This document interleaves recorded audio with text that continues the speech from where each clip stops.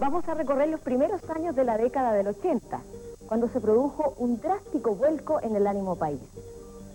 En ese momento, el general Augusto Pinochet ya tenía en sus manos la Constitución de 1980, que le aseguraba mantenerse en el mando al menos por 8 años más, de la mano de una serie de normas transitorias que le permitían mantener el control fuerte de las libertades por un lado y del orden interno por otro.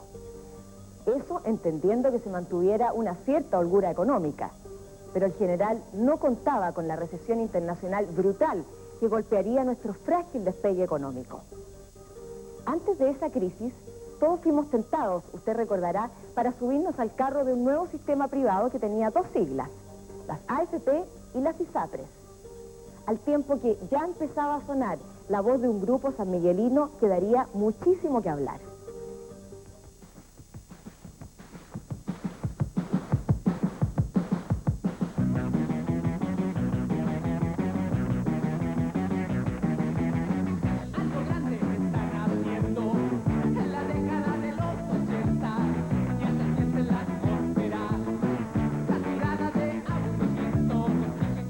Con su música, los prisioneros se convirtieron en un símbolo para una década que estaría marcada por profundas transformaciones en un clima de intolerancia y escasez de diálogo.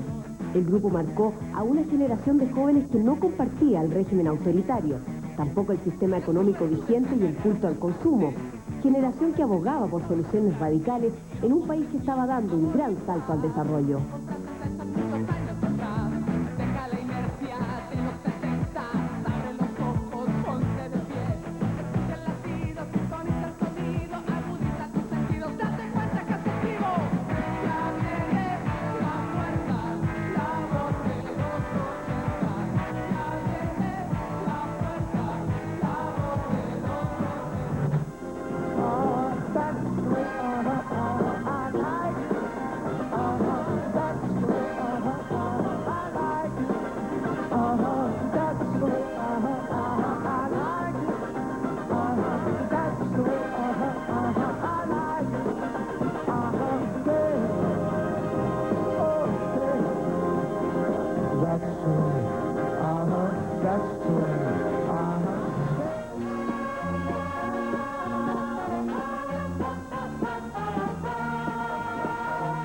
Al ritmo de la onda disco y con estrellas de primer nivel como el músico Ray Conniff, el Festival de Viña 1981 fue un fiel espejo de la holgura económica que vivía el país.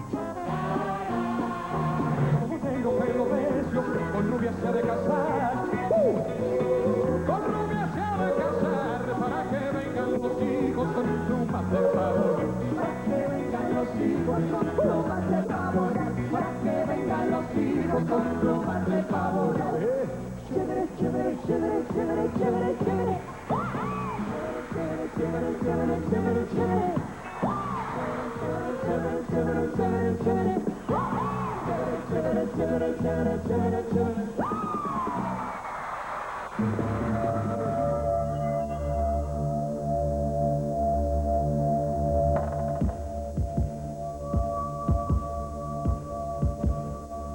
Faltaba muy poco para concluir la reconstrucción del Palacio de la Moneda. Señora Lucía, ¿y usted cómo encontró la moneda? Bueno, muy interesante lo que se está haciendo y no sé si iré a tener hueco o no al estar aquí en el lugar. Bueno, de todas maneras, yo en cualquier parte puedo trabajar igual. Los trabajos coincidieron con la última etapa de esplendor económico que ya sumaba 4 años de bonanza, con el país creciendo un promedio de un 7% anual y una inflación más controlada, pero aún empinada en el 30%.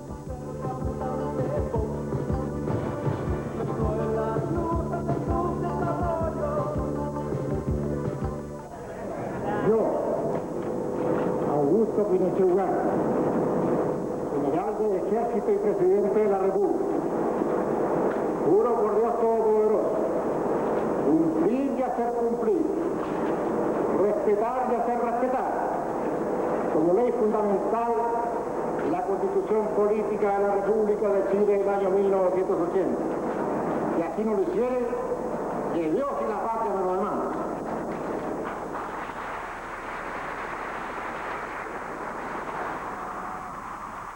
Al comenzar el 8º año de régimen militar, Augusto Pinochet derogó la Constitución que regía desde 1925. Señor almirante, don José Toribio Merino Castro, juráis por Dios respetar y cumplir con la Constitución Política de la República de Chile del año 1980 como ley fundamental de la nación. Sí, juro. Sí, juro. Sí, juro. Sí, juro, mi general. El general de ejército César Benavides se incorporó a la Junta de Gobierno en reemplazo de Augusto Pinochet, que ese día juró como presidente de la República. El plebiscito del 80, en que nace la Constitución del 80, fue un plebiscito que no revistió las caracteres para darle legitimidad a lo que allí nacía. Por eso nosotros desconocíamos la legitimidad de la Constitución del 80 y por eso nos negábamos a acatarla como norma constitucional. El mismo día, la sede de gobierno se trasladó de regreso al Palacio de la Moneda. Concluía su reconstrucción después de 7 años.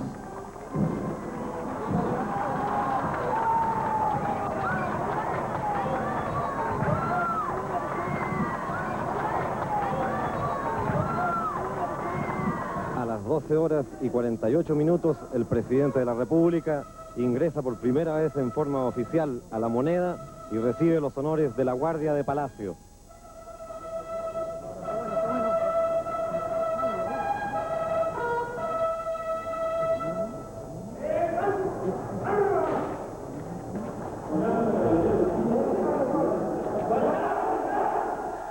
Por primera vez en su mandato, el general Pinochet hizo un llamado a los opositores.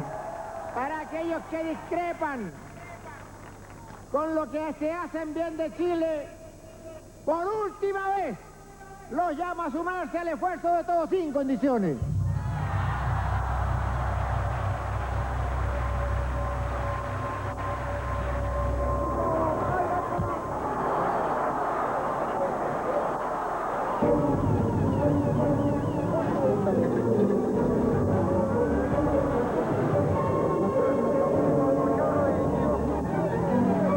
Nosotros ya teníamos la llama encima, ya estábamos atrapados, ya no teníamos nada que hacer ya. A las 10:20 de la mañana del 21 de marzo, la alarma de incendio se activó en la Torre Santa María, el edificio más moderno de Santiago, recién inaugurado 2 años antes. Y arriba de la torre un helicóptero intenta salvar a las personas que han logrado llegar hasta la azotea de la Torre Santa María.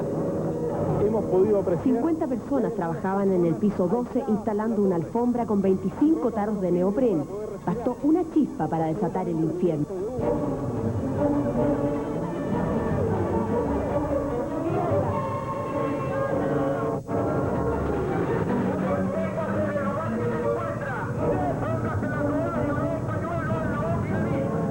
La ventana se rompió, mis compañeros fueron al tiro a tomar aire y a pedir auxilio y socorro.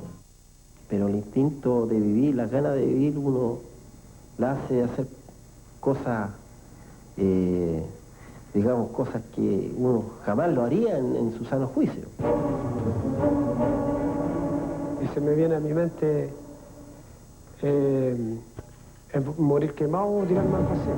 Empezamos a colgar del mismo marco de la ventana donde tiramos la puerta y con los pies empezamos a quebrar los vidrios de más abajo. Ahora estamos posándonos sobre el helipuerto. Estamos sobre el helipuerto, sobre la terraza.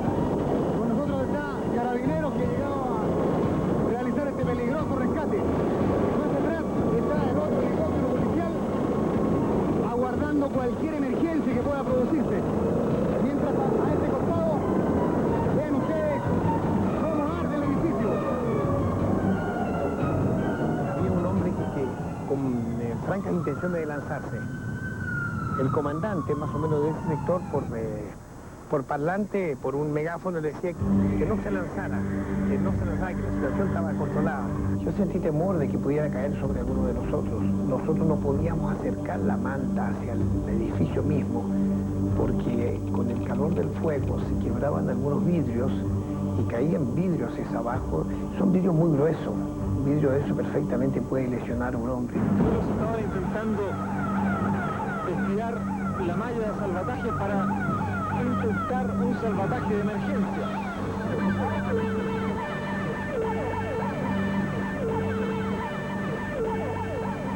Ahora una persona se ha lanzado al vacío, al parecer cayó al pavimento muy cerca de la lona que sostienen los bomberos. El ambiente aquí se torna tenso y dramático. Al parecer esta persona ha fallecido en forma instantánea. Desgraciadamente no cayó. Cuando se logró extinguir las llamas, quedó a la vista la dimensión de la tragedia. 11 personas murieron, entre ellos un voluntario de bomberos. La modernidad había mostrado su talón de Aquiles. Fue también un amargo presagio de una economía que ya vislumbraba su desplome.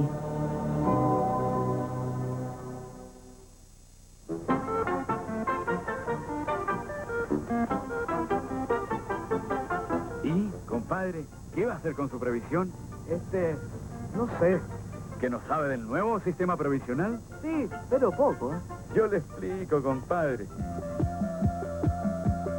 En la antesala de la crisis, el ministro del Trabajo, José Piñera, logró convencer al general Pinochet para privatizar el sistema de seguridad social y de la salud, un modelo pionero en Latinoamérica.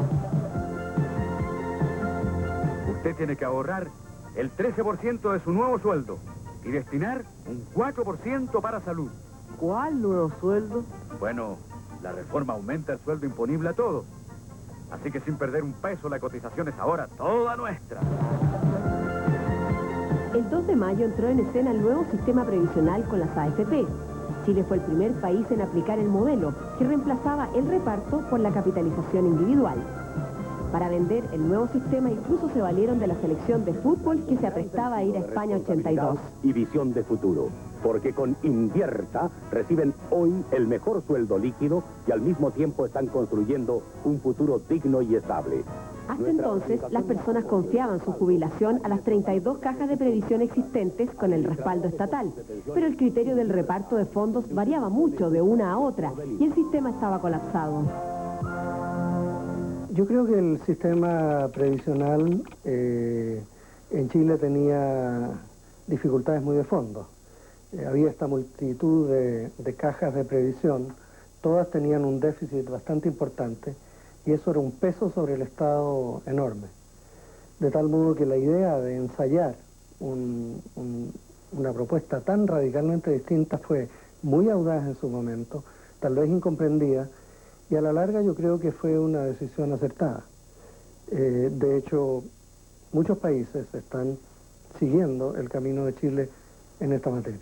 Ustedes, prudencio para hacer... Hacia fines de ese año se habían traspasado el nuevo sistema 1.400.000 personas. Nueva previsión. ¿Qué ganamos cambiando una Provida? No extraña, araña. Si se cambia tiene más billetes a fin de mes. En esta libreta Provida cada uno lleva la cuenta en la uña de lo que va poniendo para jubilar. ¿Y cómo crece su torta? Y dígame, compadre Prudencio, ¿cómo entramos a Provida? Es cuestión de pedirle al jefe personal que llame un agente de Provida. Ustedes firman la solicitud y chao, pescado.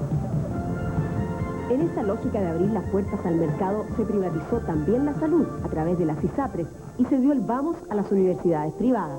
Hasta ese momento, solo existía un puñado de centros de educación superior. Ahora, las oportunidades se multiplican y el sistema es más justo.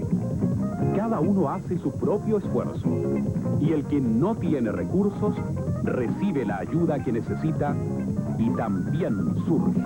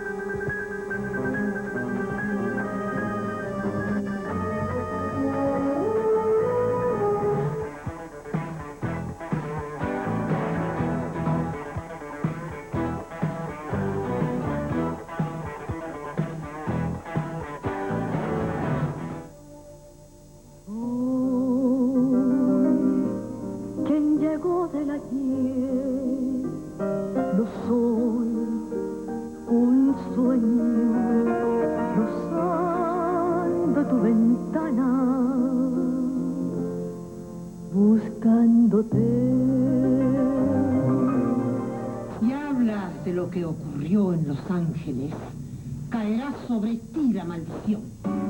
¿Cuántas maneras quieres tú? Ni las profundas transformaciones económicas lograron opacar el impacto de La madrastra, una teleserie de Arturo Moya Grau que tuvo un éxito sin parangones. Marcia, te suplico que me dejes sola. Déjame en paz, por favor. La historia giraba en torno a la familia San Lucas, una trama de mentiras y engaños.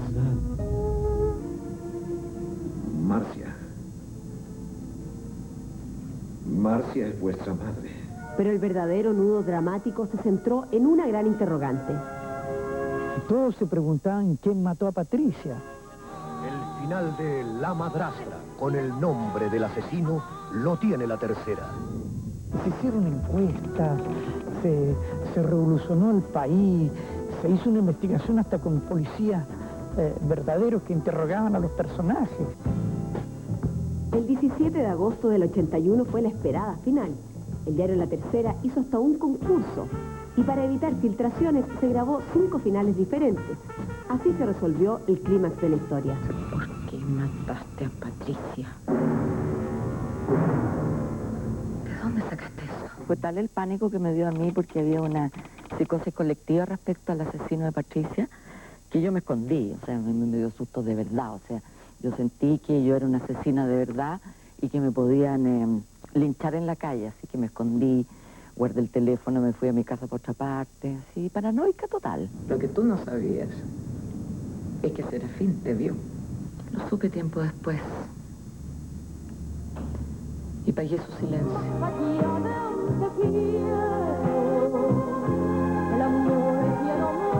El capítulo final marcó un pic de sintonía que dio el pase a la famosa guerra de las teleseries entre los canales de televisión.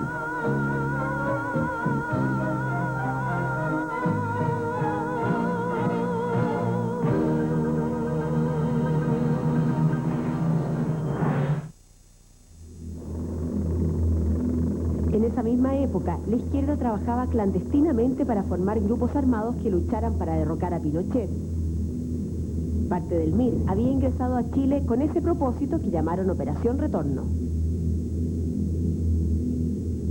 Teníamos ese plan de retorno, comenzamos a hacer acciones de sabotaje, de voladuras de torre, de propaganda armada, acciones de recuperación también de dinero que necesitábamos para la resistencia. ¿Asaltos bancarios? Sí, hicimos también en esa época.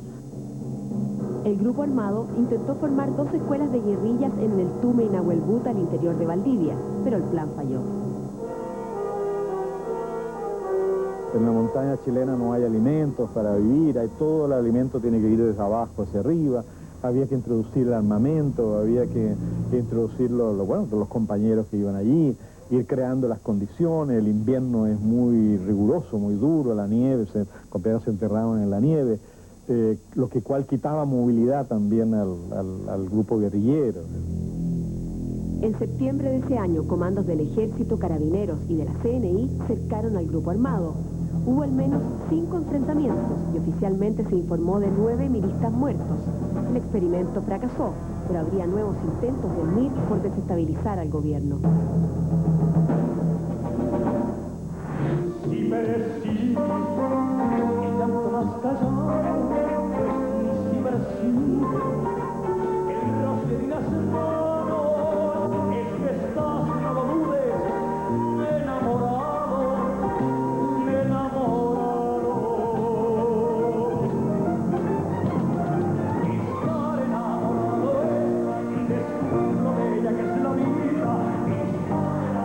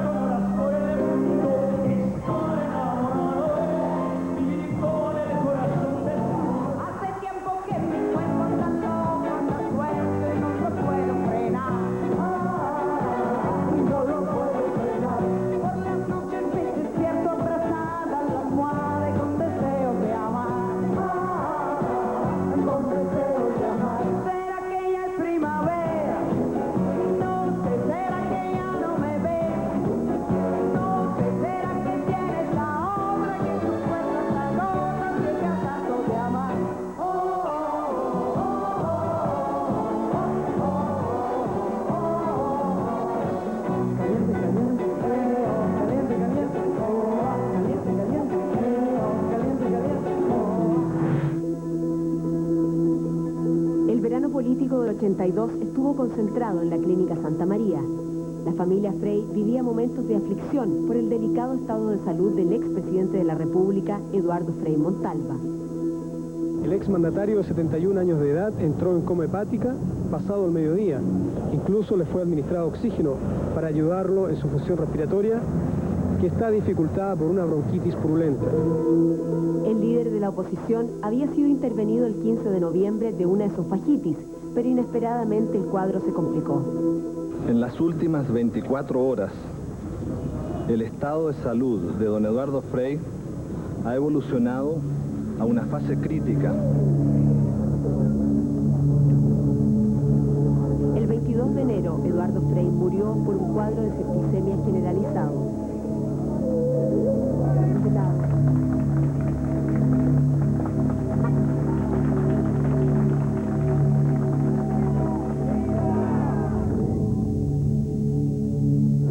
Años más tarde, la familia del exmandatario plantearía dudas respecto a las causas de su muerte, postulando que terceros habrían intervenido provocando una infección bacteriana fatal.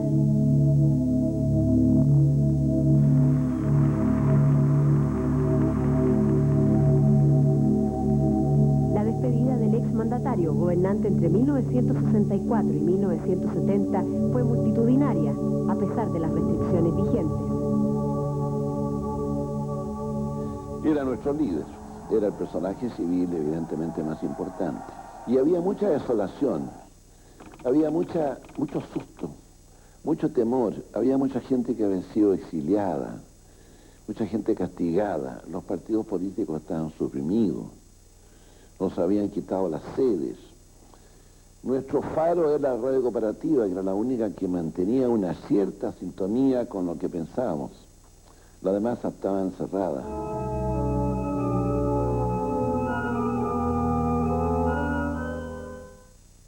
Creemos nosotros que tenemos una sola herramienta, y la herramienta es la unidad de los trabajadores de Chile. Se me dijo de que este señor Jiménez era un traidor, que era necesaria su eliminación porque le producía grave daño al país.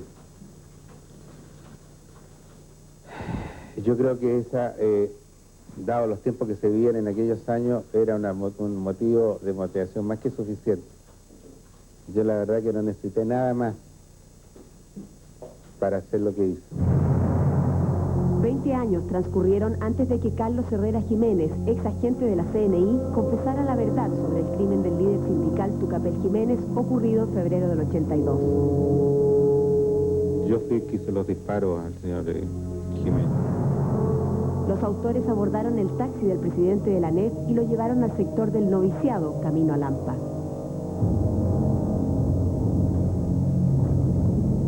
Una vez que el señor Jiménez se detuvo, yo procedí a disparar.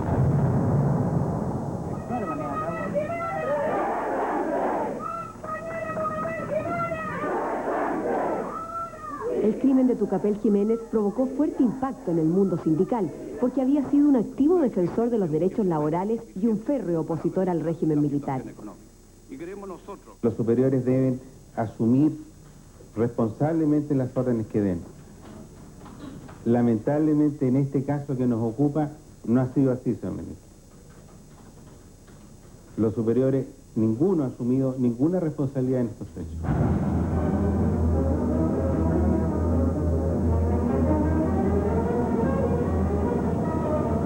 Dramática es la situación que se vive aquí en el puente Pío IX, frente a la Plaza Baquedano, en donde el río Mapocho prácticamente se ha desbordado sin ninguna solución de parte de las autoridades para poder detener este grave problema.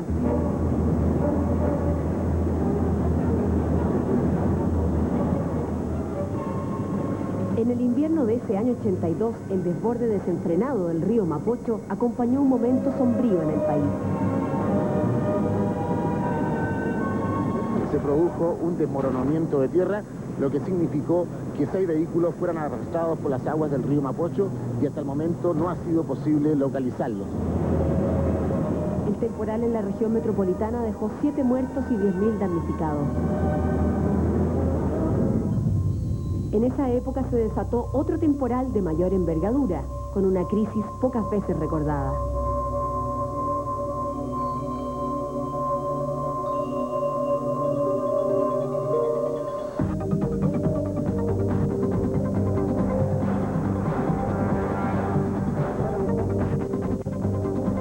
Los tiempos de la plata dulce y del boom fueron la expresión más evidente de un consumismo a ultranza.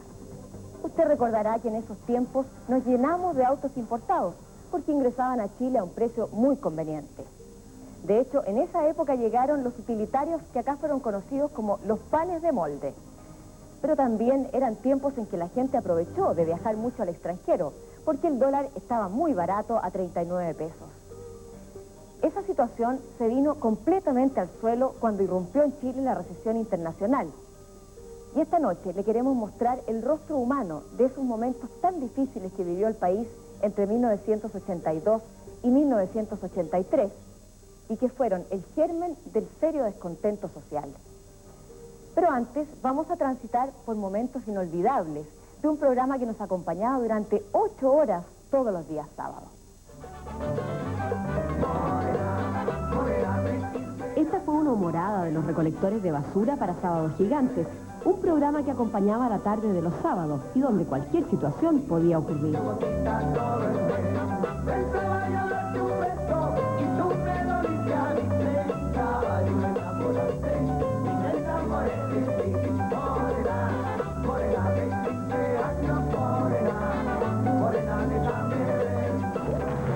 Ya me va a empezar a hacer dieta. Sí, estoy haciendo dieta. ¿Desde cuánto? Del año pasado, quien pesaba 57. ¿Y ahora cuánto pesa? 59. Le vamos a agregar 2 tarros de colacao llenos, con colacao, jarra completa. Y además un televisor a color.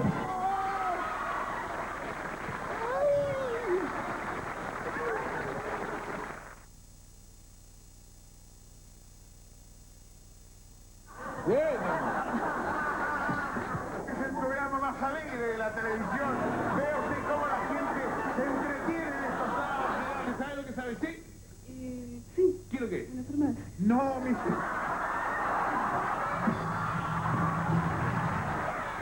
¡Cero! ¡El cero! ¡Momentito, señora! ¡No! En el cero hay solamente un chaleco de un tragoya. Quedó la crema, don Francisco. Quedó la crema, porque llegó riquísimo. Ándate un rato. Las risas se apagaron en el invierno de 1982, cuando estalló una recesión de severo impacto social. Hubo un exceso de gasto al interior de la economía que se acumuló, y si eso se suma a un descalabro internacional, producto de que México dejó de pagar la deuda y se cortaron los flujos hacia Chile, eso no cuadró y obligó a hacer un ajuste muy radical. Eso se tradujo en un explosivo aumento en el costo del dinero, con tasas de interés que se empinaron de un 6 a un 20%, un escenario inabordable para los empresarios. Por ejemplo, si una empresa valía 20, pedía 100 de crédito. Entonces, claro, la posibilidad de llevar la empresa de 20 a 120 era estupenda, y mientras pagaran 6% estaba muy bien. Pero cuando hubo que pagar 20%, la deuda era mucho más grande que la empresa. Hubo mucho riesgo, sí, claro, mucho riesgo, porque era arriesgado tomar un crédito grande, pero no irresponsabilidad, si la plata no se botó. La economía se derrumbó como un castillo de naipes, se estancó la producción y el país creció negativamente en un 14,4%. Se disparó el desempleo a unas tasas impresionantes. Por ejemplo, el año 82, 83, el desempleo efectivo llegó a 30% de la población. Y la pobreza en el año 82 incluyó prácticamente a 1 de cada 2 familias chilenas. La cesantía golpeó especialmente a los sectores más modestos que vivían en poblaciones.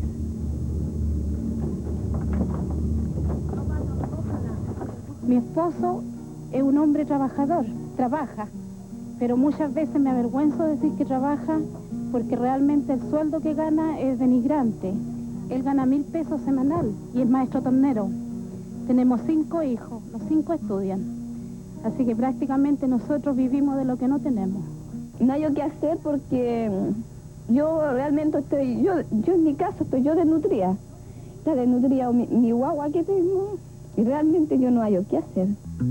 La cebolla es escasa. Las personas más golpeadas por la falta de trabajo y de dinero revivieron la ayuda solidaria de las ollas comunes para capear el hambre. Escarcha de tus días y de mis noches. ¿Cuántas personas comen de esta olla y toman esta leche? Son como 100 y tantas personas que diariamente se abastecen con lo que les da la olla.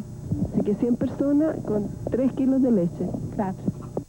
Cada día se nos hace más difícil para llenar el fondo. Hemos tenido que estar parando gente porque todos los días se nos presenta gente dentro de la olla. Para mí es desesperante decirle no puedo porque el fondo no da abasto.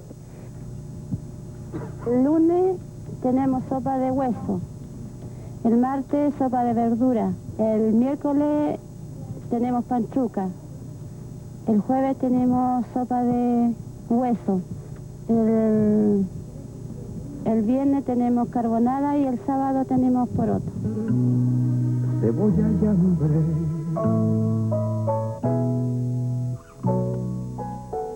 Para intentar paliar esta grave crisis, se reeditaron los programas de emergencia. Además del conocido PEM, se inauguró el POG para jefes de hogar que absorbieron al menos un 5% de cesantías. Yo creo que fue clave para poder superar esa crisis y tratar de minimizar el costo social, las políticas que se diseñaron previamente y que apuntaban en la dirección de formar una red de protección social para los sectores más pobres. Ellos podían ignorar si acaso 1 de cada 3 chilenos perdía su empleo.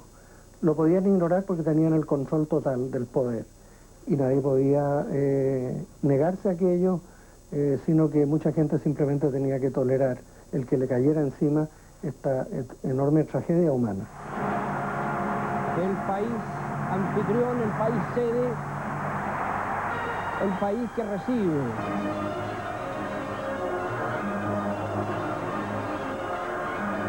Vamos a ver qué van a formar estos muchachos aquí en el centro. A partir del 13 de junio, los seguidores de la selección chilena se las arreglaron para seguir cada uno de los 4 partidos que disputó la Roja en la primera ronda. Un gran balón de fútbol. Más para todos los países del mundo. Declaro abierto el 12º Campeonato del Mundo de Fútbol 1982.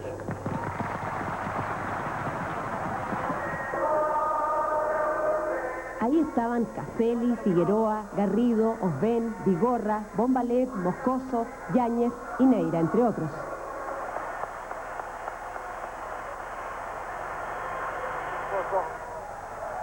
Moscoso, Neira, escapa Caselli, espera Moscoso, lo persigue Kraus, entró Caselli, le cometen falta, penal, dio penal el árbitro.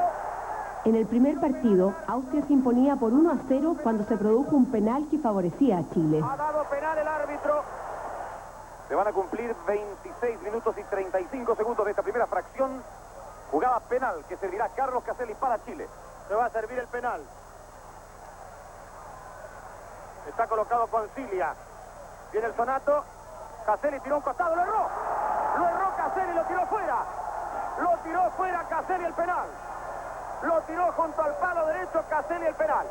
Se ha perdido en el minuto 26 Chile la oportunidad. Caselli tiró el penal fuera, junto al palo derecho.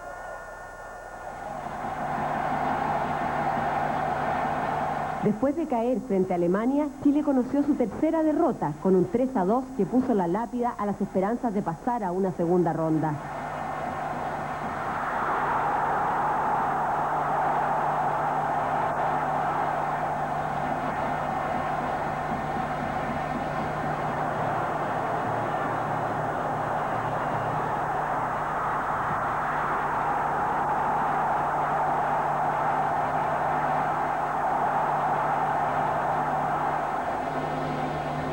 Para nosotros había terminado la fiesta, pero faltaba la gran final entre Alemania e Italia, que se jugó en Madrid ante un Santiago Bernabéu repleto. Ambos equipos jugaron sus mejores cartas.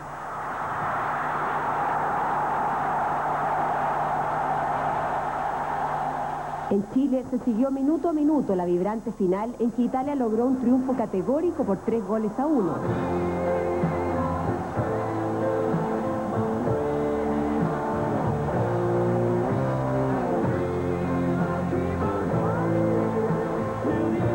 La escuadra azurra se coronaba campeona por tercera vez en un mundial.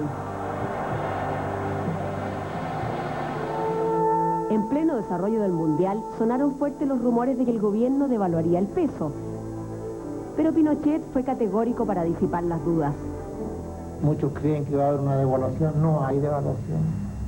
Si subiéramos el dólar y bajar el peso, sería como una morfina, hoy estaríamos bien, pero en poco tiempo entraríamos a una espiral que no nos vendría nadie. Días después, el 14 de junio, el ministro de Economía dejó mudos a los actores de la economía.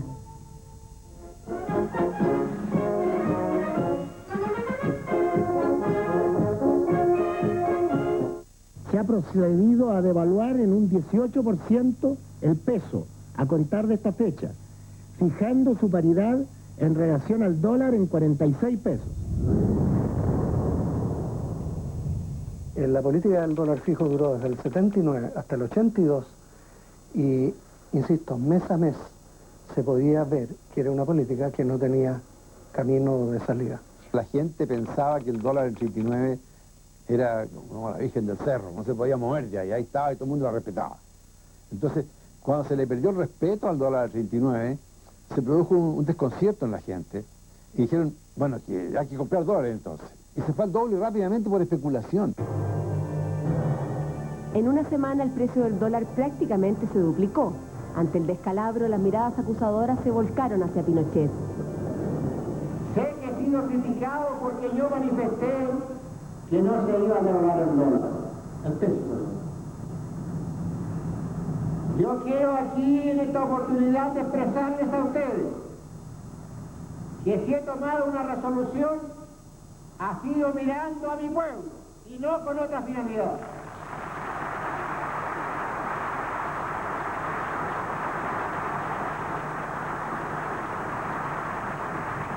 Y yo hubiera manifestado con anterioridad que iba a devaluar el peso, tengan la seguridad que los bancos se habían completado de aquellos que deseaban comprar dólar con el fin de hacer ganancias en forma rápida y en forma cuantiosa. El remesón también llegó a la moneda, porque hubo quienes cuestionaron la política neoliberal de los llamados Chicago Boys. Y había una sensación de retirada en desorden. Esta era una batalla que el general Pinochet había perdido en toda la línea y las tropas se replegaban desordenadamente, apuntándose con el dedo unos con otros y acusándose de por qué las cosas habían ido mal. Las deudas se fueron multiplicando con las devaluaciones y la solidez empresarial se fue al piso. En 2 años quebraron más de 1000 empresas. Cuando vino la miseria los echaron, les dijeron que no vuelvan más. Los obreros no se fueron, se escondieron, merodean por nuestra ciudad. Las industrias, muevan las industrias.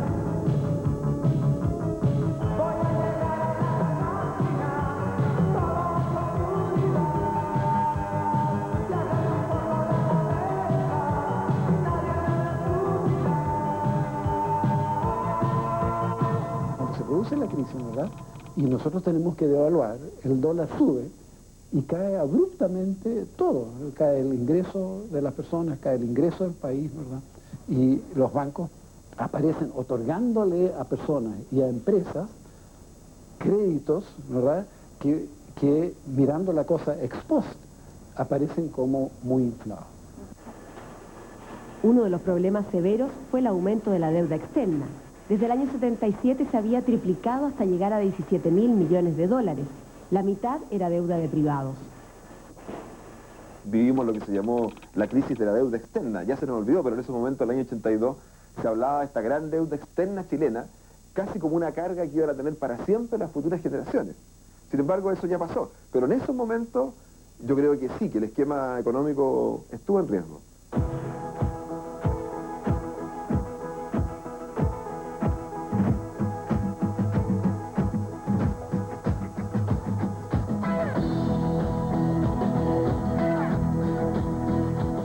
Con una recesión en pleno desarrollo, el general Pinochet se trasladó al otro extremo del país para inaugurar el primer tramo de la carretera austral en la 11ª región, entre Chaitén y Coyhaique, los primeros 420 kilómetros.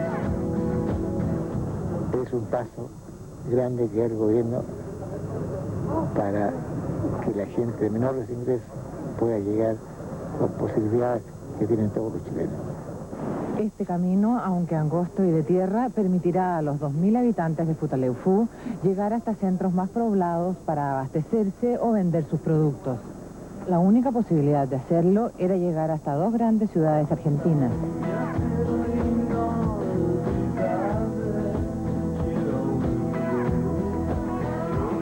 6 años habían transcurrido desde que se iniciaron los trabajos en esta zona. Una ardua tarea para abrir senderos entre las dificultades que imponía la geografía.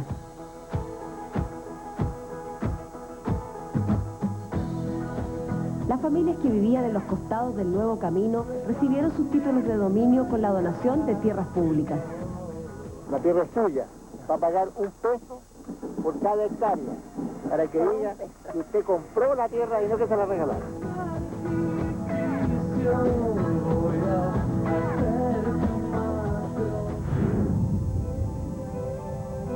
Los coletazos de la recesión siguieron en el año 83.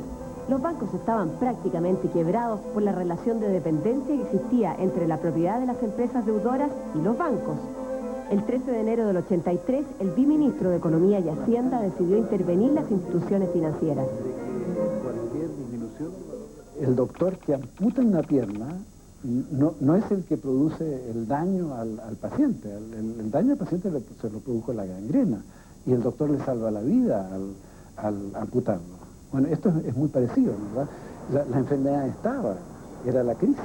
Y la intervención lo único que hace, ¿verdad?, es tratar de asignar los costos de esa enfermedad en la forma más eficiente posible. 3 instituciones fueron liquidadas: los bancos hipotecarios de Chile, Unido de Fomento, más la financiera SIGA, porque las deudas superaban 3 veces su patrimonio. Otros 5 solo fueron intervenidos, como el Banco de Chile, de Santiago y Concepción.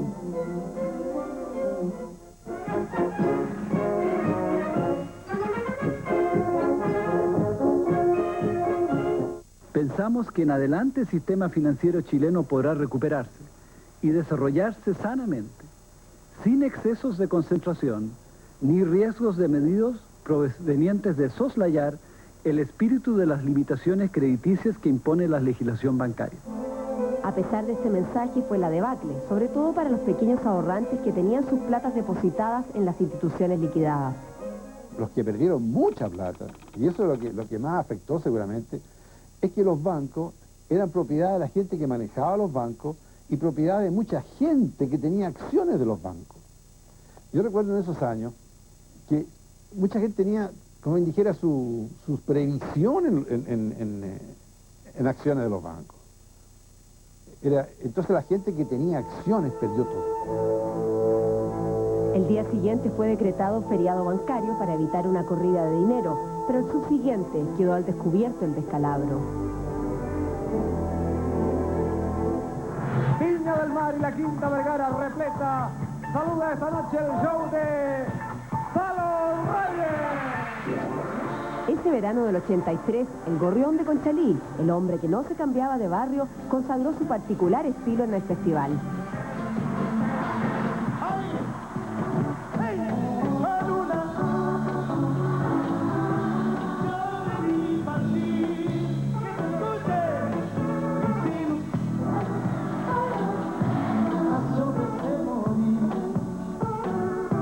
Con una lágrima en la garganta, yo te dije adiós. Y sin saber que no pude hacerlo, yo te dije adiós.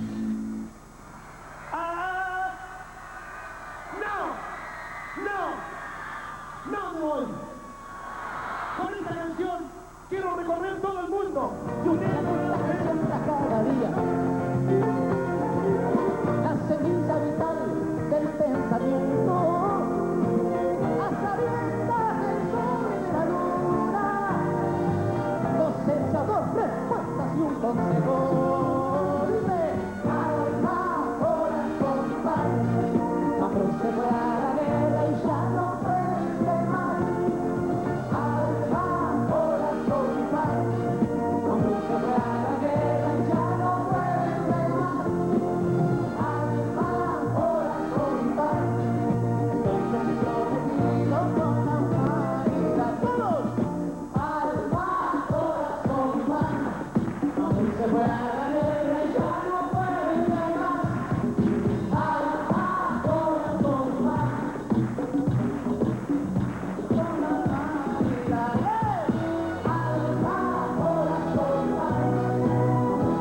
guerra y ya no vuelve más. Alma, corazón y paz. Estoy comprometido con la humanidad.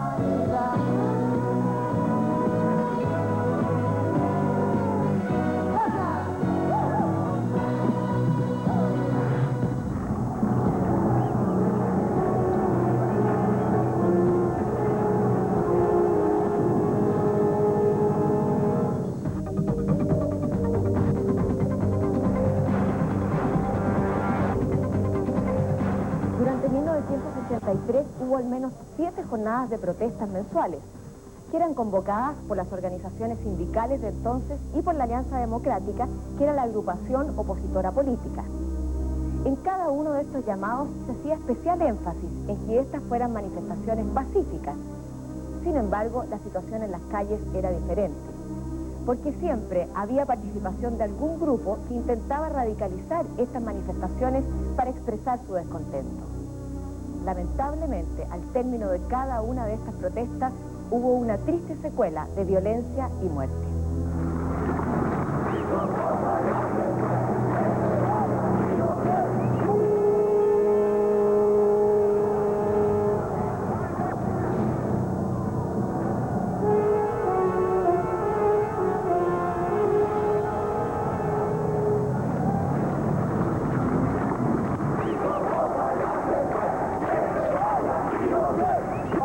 En el país se acumulaba una presión insostenible, porque las condiciones económicas golpeaban el empleo y los salarios.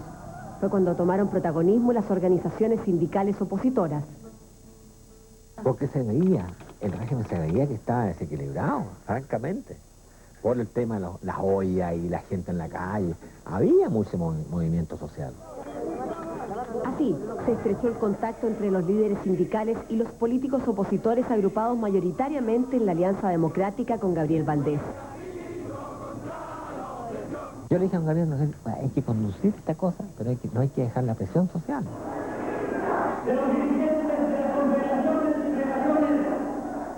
Si presión no se va de esta manera, pero tenemos que agudizar las tensiones.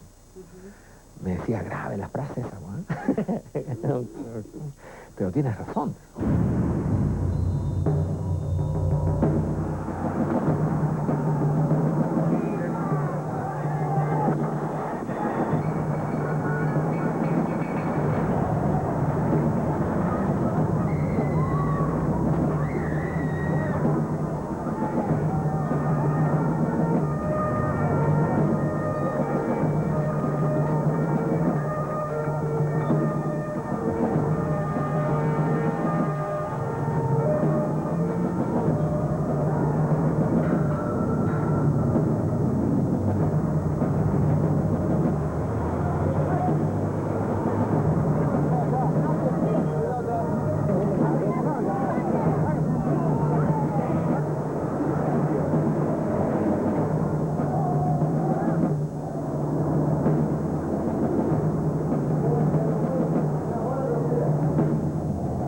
En esta primera medición de fuerzas, 2 personas murieron, otras 29 quedaron heridas y Carabineros detuvo más de 600 personas opositoras al régimen.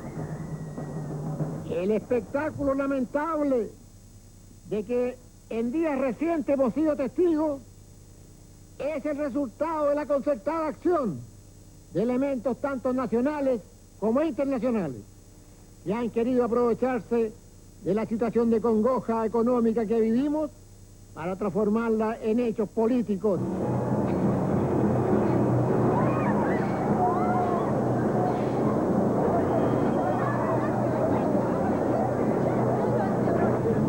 Y por lo tanto la crisis económica produjo efectivamente una desorganización muy importante en el gobierno. Y fue la crisis económica, en mi opinión, y no la oposición la que acortó la vida del régimen.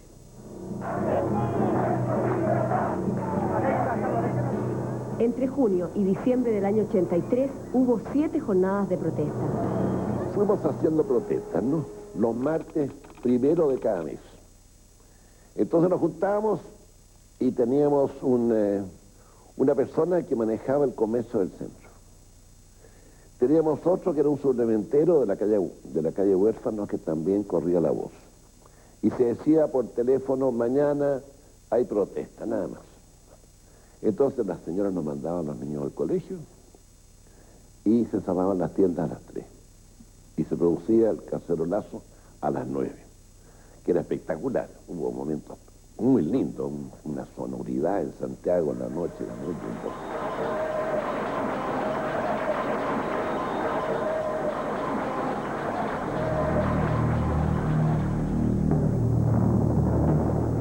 Uno de los focos más conflictivos para el gobierno militar en la época de las protestas fue la población La Victoria, tradicionalmente combativa y vinculada a la izquierda.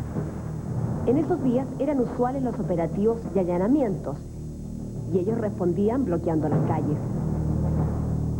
Cuando se llevaban a alguien detenido, igual, no importaba de dónde fuera, ni de qué color político, ni de religioso. Aquí la gente se preocupaba de su familia, que no le faltara la comida, que no le faltara la plata a la vecina para ir a verlo, y de todo, de ir a verlo incluso en masa. El sacerdote francés Pierre Dubois llegó como párroco a la población en 1983, al inicio de las protestas. En 3 años murieron 10 personas de esta población en los graves incidentes.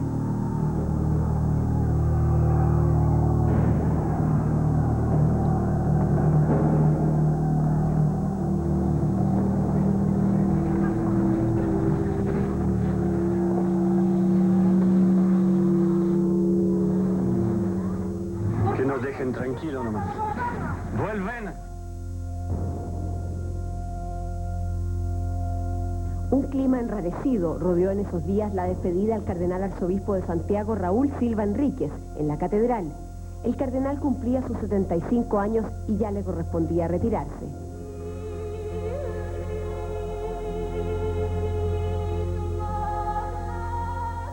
Yo quiero agradecerles a ustedes y creo que nunca podré agradecerles como debiera, porque he encontrado en ustedes corazones tan nobles, gente tan buena, cristianos tan sacrificados.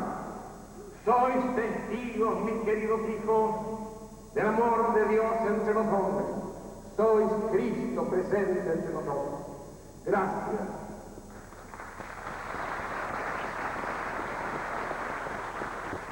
Y luego de esta previa ceremonia interna, Monseñor Fresno, acompañado... 5 días más tarde asumió en su reemplazo el nuevo arzobispo Monseñor Juan Francisco Fresno, en momentos difíciles para la Iglesia y con un país convertido en un polvorín.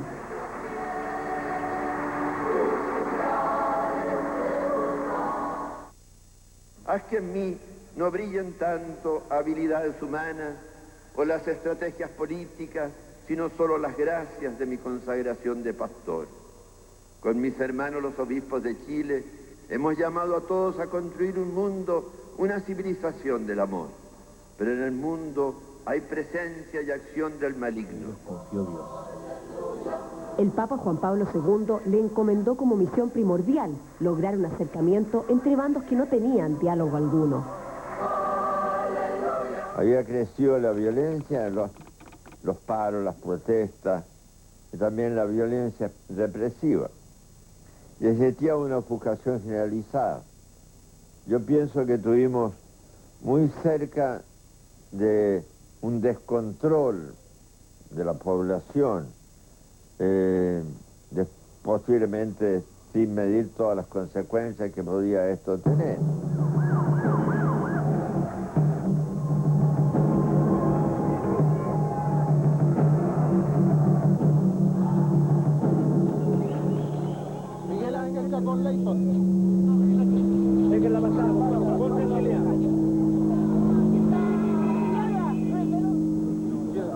Esta es la forma como el régimen demuestra lo que vive, así a palos, porque no puede de otra forma hacerlo.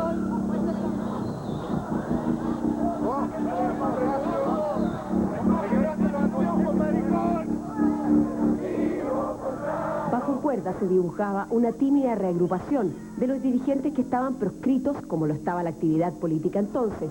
Gabriel Valdés hacía lo propio en la DC. Me llamaban por teléfono.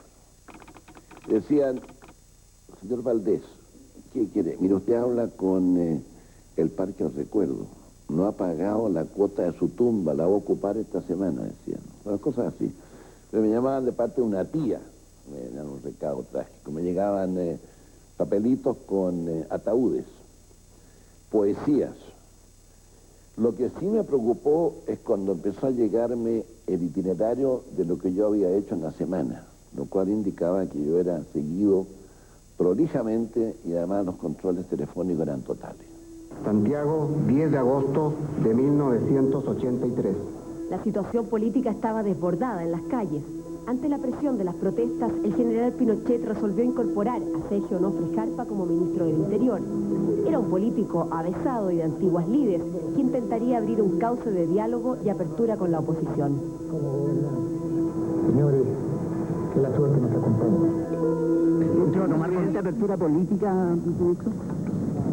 Nosotros estamos abiertos a conversar con toda la gente. ¿Y eso usted va a tomar con contacto? toda la gente de buena voluntad que quiera colaborar, naturalmente. ¿Eso significa tomar contacto con la oposición también? Naturalmente. El primer encuentro en la casa de Monseñor Juan Francisco Fresno fue con representantes de la Alianza Democrática. Sin embargo, la primera condición que pusieron en la mesa fue la renuncia de Augusto Pinochet.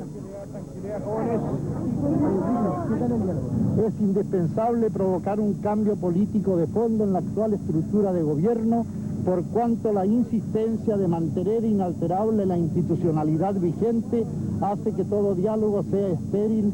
Entonces te dije, mire, ese documento lo elaboraron ustedes pidiendo la renuncia del presidente de la República. Ahí me habían informado de que yo tenía el documento. Yo no se lo voy a recibir porque es ridículo que yo estoy aquí en representación del presidente de la República y que yo apruebe la renuncia del presidente de la República. Así que este documento no sirve. Como había una crisis económica muy fuerte y el gobierno estaba muy débil, ellos pensaron que el gobierno había que hacerle así nomás para votarlo.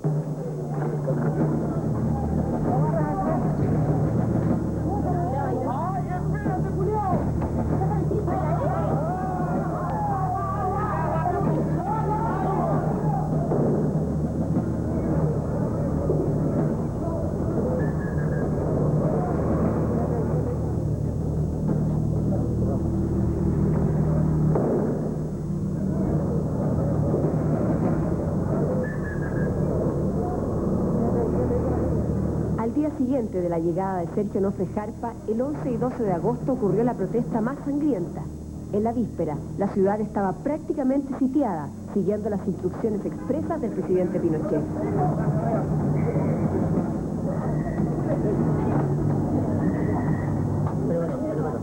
Ante cualquier desmán, los señores que han firmado la ida a la protesta van a sufrir las consecuencias. Y que tengan cuidado porque yo no voy a hacer un paso. Además, tengan la seguridad.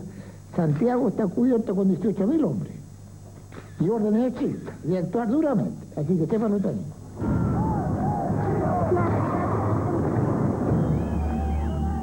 Esta leyenda de los 18.000 hombres armados en la calle es parte de las cosas que se dicen y que no son ciertas, ¿no? Los únicos no carabineros que estuvieron ese día fue para mantener abiertas algunas comunicaciones fundamentales, la Alameda, digamos, acceso a Santiago, por el norte, por el sur, pero serían unos 1.500 hombres.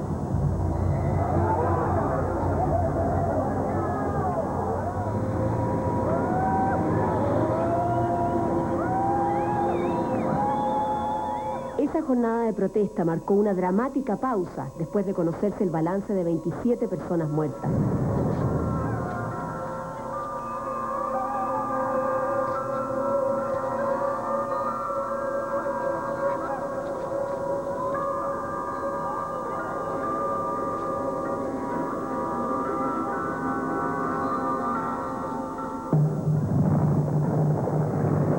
La violencia de las manifestaciones separaron aguas en la oposición. La Alianza Democrática se jugó por una salida política.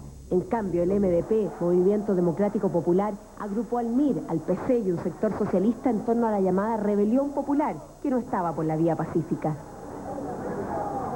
Sabía que con cada protesta iba a haber una respuesta, pero era la única forma, luchando, de terminar de desgastar, de agudizar la crisis que comenzaba de la dictadura.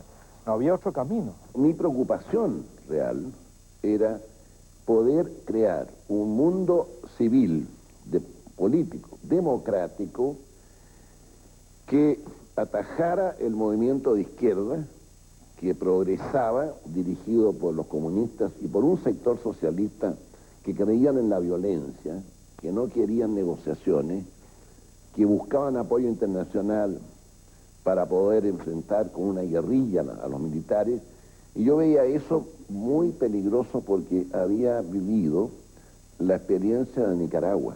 Las protestas del año 82 habían colocado en jaque al régimen militar. Duro, se habían colocado en jaque. Si no había sido por la desinteligencia del Partido Comunista de colocarle un arco de violencia, nosotros habíamos ganado la pelea, ¿no?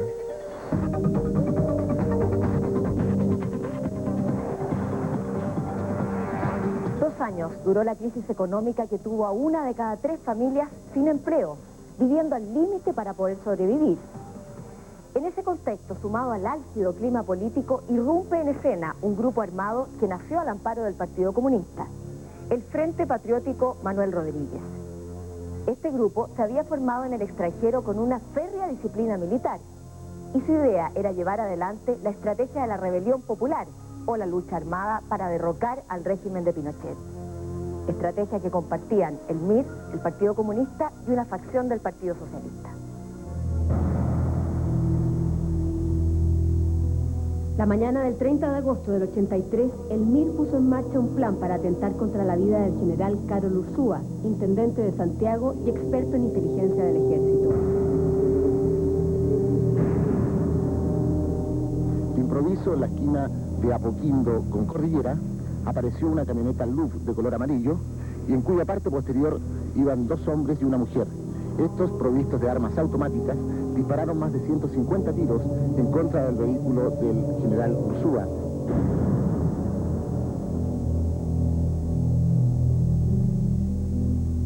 Se murieron en humo el auto y ahí salió arrancando el chofer, que es Carlito, que venía con una pierna de la raza, venía filmándose.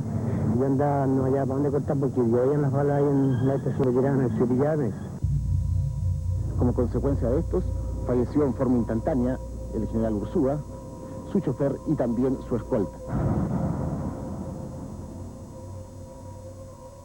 Nosotros pensábamos que era absolutamente legítimo, y yo lo sigo pensando hoy en día, que la resistencia, no solo el MIR, también el Frente, ¿verdad?, comenzar a realizar acciones ofensivas en contra de los responsables de los crímenes de miles de chilenos. ¿Por qué Carol Ursúa? Bueno, el intendente de Santiago. Era también, digamos, él tenía responsabilidad directa en la represión. En cosa de minutos, los autores huyeron. Sin embargo, la CNI conocía sus identidades y escondites. 7 días después, montaron un operativo de extrema precisión. Atacaron una casa de seguridad en calle Fuente Ovejuna, en Las Condes, y otra en Janequeo y Punta Normal. 5 milistas fueron muertos y otros 5 detenidos.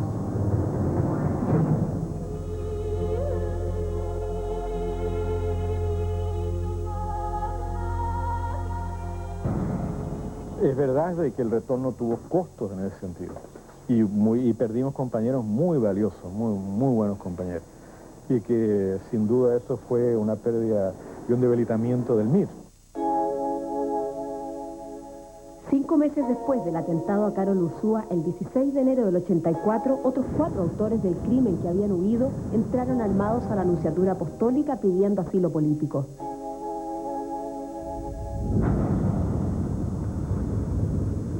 La noche del 14 de diciembre del 83, el Frente Patriótico Manuel Rodríguez irrumpió con acciones violentas de propaganda y apagones. Numerosos atentados dinamiteros dejaron sin energía eléctrica anoche desde la 4ª a la 7ª región. El más importante de los atentados a torres de alta tensión se produjo en la línea Rapel-Santiago, destruyendo totalmente la estructura número 103. Nosotros en un determinado momento sentimos que necesitábamos agregar a la política que desarrollamos otro elemento de fuerza. Y para tener ese elemento de fuerza necesitábamos tener conocimiento militar. ¿Y eso se tradujo después en el frente? Claro, se traduce en el frente. Y el frente te voy a decir que es una idea absolutamente del interior. ¿A qué se refiere con el interior? En el interior del país, que mira, como las direcciones estaban fuera, en el exterior, la dirección operaba en Moscú, y había un grupo acá, naturalmente habían visiones distintas, pero formar un grupo con conocimiento militar y que operara en acciones de todo tipo, de propaganda, de sabotaje en la medida que pudiéramos, fuimos acá en el interior. Los miembros del Frente eran jóvenes socialistas y comunistas que habían viajado a Cuba y otros países de la órbita soviética para recibir formación militar de alto nivel. Parte de ellos luchó en Nicaragua y a comienzos de los 80 ingresaron clandestinamente al país a organizar la resistencia armada al gobierno militar. Los golpes del Frente tendrían consecuencias decisivas en los años posteriores.